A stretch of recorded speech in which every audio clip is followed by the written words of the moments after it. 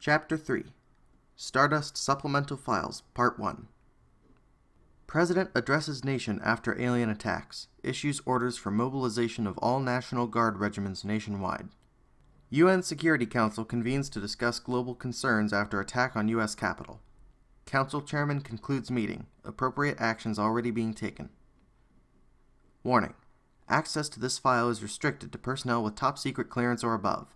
Attempts to access this file without authorization will be reviewed and be grounds for termination and/or prosecution. Distribution of this file may only be done with authorization from Commander David Bradford. Failure to provide authorization will result in termination and/or prosecution. Project ID Stardust. Document ID 043020150932. Attached notes by Dr. Kim No. This is the translated document written by Twilight Sparkle, the alien specimen captured during Operation Hammerhead. Link redirects to Hammerhead mission files. Authorization required. By XCOM personnel. The document is in the form of personal correspondence between Subject Sparkle and another entity known as Princess Celestia. Summaries of the relationship between Subject Sparkle and Princess Celestia can be found in this section of the Stardust files. Links redirect to Stardust/Government/VIP and Stardust/Sparkle/REL. Authorization required. Translation start. Dear Princess Celestia, I don't know if you'll ever get to read this, but I feel it's my duty to record what has happened. If I can find a way back to Equestria, 1. Then I hope this can explain.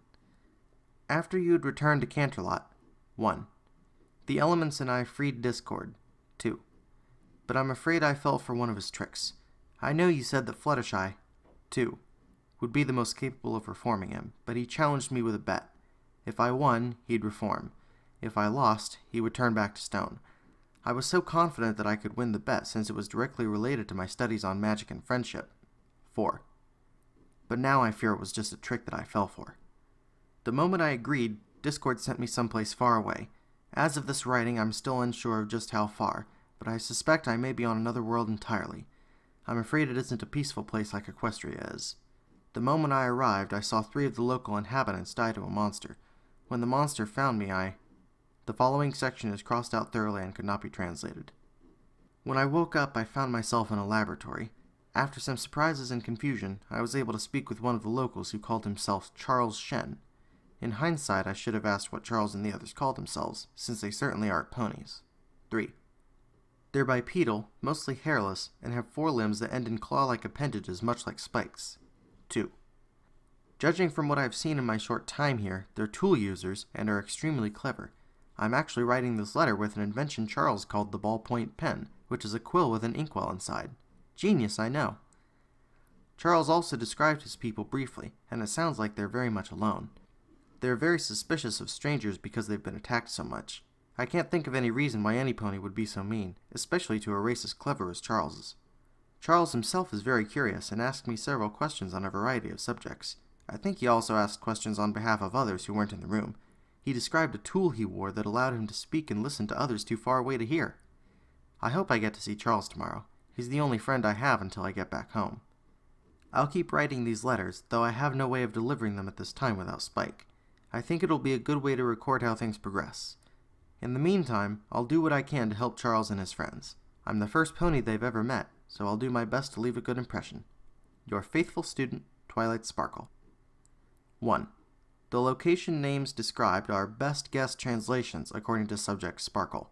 The translations were initially completed by Subject Sparkle herself through non-conventional means. A detailed explanation of Subject Sparkle's translation method can be found here. Link redirects to Stardust/Sparkle/Abilities. Authorization required. And a list of locations and a map transcribed by Subject Sparkle can be found here. Link redirects to Stardust/Equus. Authorization required. 2. As above, the names of other beings are best guess translations using Sparkle's method. A list of all current beings described by Subject Sparkle can be reviewed here. Link redirects to Stardust/POI. Authorization required. Illustrations by Subject Sparkle are available for nearly all entries. 3. the self-identified race that Subject Sparkle belongs to, which is further divided into 4 subgroups. The species name itself is another best guess translation. A rather exhaustive list of every intelligent and non-intelligent race can be found in these 2 locations. Links redirect to Stardust/species/sapient and Stardust/species/non-sapient. Authorization required. Illustrations by Subject Sparkle are available for the majority of entries. 4. Subject Sparkle has repeatedly referenced the power of friendship and other similar concepts. While entirely speculation, it is hypothesized that Subject Sparkle's species is passively telepathic and gains strength or cohesion in numbers. Without a larger sample size, this only remains speculation. Research Report. Codename Avalon. Project Goal. Interrogate Unicorn retrieved during Operation Hammerhead. 0402-2015. Project Status. Suspended. 0402-2015. Attached notes by Dr. Moira Vaughn. Interrogation of the subject commenced upon its regaining consciousness, but the subject was able to escape its cell through unconventional means. Standard containment procedure was set in place, but before the security team could subdue the subject, Dr. Charles Shen was able to contact and establish communications with the subject. The means of communication between Shen and the subject is currently unknown, but he reports that the subject is not hostile and very cooperative.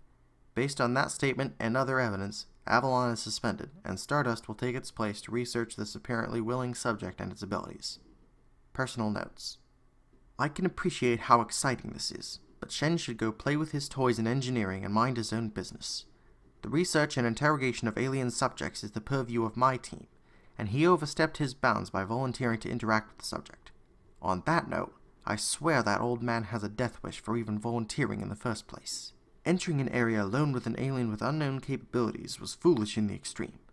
Even an unarmed sectoid is dangerous due to its mental powers, and the subject, this Twilight, has proven to have powers that are an order of magnitude more dangerous than the diminutive aliens that first attacked in Europe. It is more frustrating that Shen suggested modifying the nearly completed science lab to house Twilight as well as conduct future research on it. Doctors No and Mills were instantly enamored with the idea, much to my aggravation. Yes, I believe Shen's evaluation of the specimen's powers being too great for current facilities to contain. I am also forced to agree with Shen's assessment that if the specimen were hostile, then it would result in significant bloodshed attempting to subdue it by force. A more subtle approach is what Shen said. I may be opposed to the idea of an alien in the XCOM facility that's not in containment, but I would be lying if I didn't at least acknowledge the potential benefits that this might provide. The specimen has demonstrated a mastery of an ability capable of effects commonly known as telekinesis, translation, illumination, and teleportation. I'm quite certain that there's a more rational explanation than what it told Shen. His initial translation after first contact was magic, and I nearly hit him with my tablet. There has to be a more rational explanation, and I will be the one to find it. I don't think I'll ever tell the others this, but I'm a little bit excited at the prospect of Stardust. It's not every day that a scientist meets a being that can violate the laws of physics with a wave of a hand, or a horn in this case. Well, not without risking life and limb in the process these days. Kim is ecstatic about the prospect of speaking with the subject and learning about an entirely alien culture.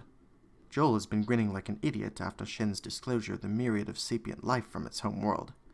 So long as they maintain the necessary work in other projects, I see no reason to dampen their enthusiasm. Yet.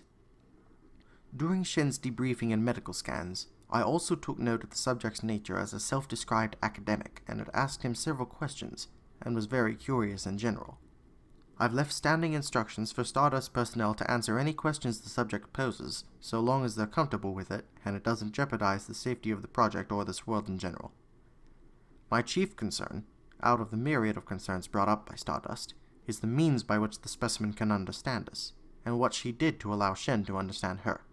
His translated explanation involved the bridging of concepts between 2 separate languages, but I'm still convinced that this ability may be misused to pull information from a person's mind.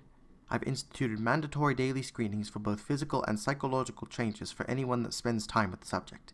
The others may be all for it, but I will not let this translation spell be cast upon me. Construction Report. Construction/modification. Science Lab. Construction Goal. Convert B3F Science Lab for the purposes of Project Stardust. Estimated completion, 12 hours. Attached notes by Dr. Charles Shen. After debriefing with the commander and the other doctors, it was decided that containment was not going to be adequate for holding the new specimen for long periods of time. Containment was designed with short-term holding in mind, and it's apparent that our new guest will be with us for a bit longer than anticipated. The lab was nearly complete when this situation presented itself. All that was missing was some electrical and plumbing work, plus the interior walls and testing equipment. Some simple modification to the original blueprints will allow us to create something akin to secure living quarters for the specimen, as well as ample testing space for its many talents. The most challenging portion of the modification is going to be the acquisition and fabrication of the monitoring equipment that the science team has requested. They have given new definition to the word thorough. Personal notes. I don't know if simple words can describe what happened today. To meet and speak with an intelligent being from another world, the mind can barely grasp the monumental importance of this moment for humanity. My only regret, which isn't much of a regret at all, is that this will likely be classified for hundreds of years. The alien itself was not at all what I was expecting to encounter. After the monstrous horror of the invaders, seeing something the size of a large dog look up at you with fear and hope in its eyes is jarring to say the least. She, I'm guessing it's a she due to tone of voice, called herself Twilight Sparkle, and appears to have found herself in the middle of our war with the invaders quite by accident. She's a student and a librarian, and has a tendency to be extremely verbose in her explanations. I also saw a hint of the obsessive-compulsive as well, though I'm no psychologist. I just have my impressions as a father to go off of. Quite simply, it was shocking how human Twilight's mannerisms were. Of course, the science team didn't care much about my personal impressions on her personality or body language. They were more concerned about the content of our discussions. Dr. Mills looked like a kid on Christmas when I started talking about griffins and dragons, and Moira got a homicidal look in her eye when I tried to elaborate on the magic that Twilight had described. The fabricators are currently making all the necessary equipment for the Stardust lab now. Current estimates put completion time at between 10 and 12 hours. I still can't believe David agreed. Well, scratch that. I can. He's always been reasonable when we make suggestions if our logic is sound. I still remember his rather vocal displeasure at Moira's request for live captures, but he still agreed to it. I've also been appointed the de facto contact for Twilight, at least for the moment. I'm pleased to report that thus far I've been cleared of any immediate suspicion of mental tampering by medical, along with daily checkups planned for the future. While it's inconvenient, I completely agree with the necessity of such precautions. I would be mighty surprised if any evidence was found of tampering with my mind, but I suppose mind control is supposed to be undetectable by the victim until it's too late to resist. On that somewhat disturbing note, I have to keep reminding myself that despite Twilight's innocent appearance and intellectual mannerisms, she is still an alien capable of projecting enough physical force to destroy any holding cell we currently have with her mind if the mood strikes her. Perhaps there is some form of mental manipulation in play here, designed to encourage comfort and understanding around our new guest. It's quite a bit more benign than the horrific mind control we're used to seeing if that turns out to be true, but still a concern nonetheless. Again, those security protocols sound like a wise precaution. I can tell the science team is excited despite the risks. About 10 minutes after Stardust received its impromptu approval, Kim gave me an entire stack of paperwork for universal arithmetic and insisted I give it to our guest as soon as she's moved to the new lab, to gauge her grasp of mathematics and other concepts. Since she wasn't privy to most of our conversation, I think that the good doctor will be rather pleasantly surprised. I think Mills and No are both pleased as punch to have someone to actually talk to, rather than poking dead bodies and guessing at the meanings of markings. As for my plans, I'm curious if her translation spell can be extended to written works. She mentioned her inability to read the paperwork abandoned in containment, but she never explicitly said she tried to translate it. I imagine if I were to bring her a book, she'd find some way to read it. I guess I'm not so different from the science team. I just had to find something interesting to experiment with.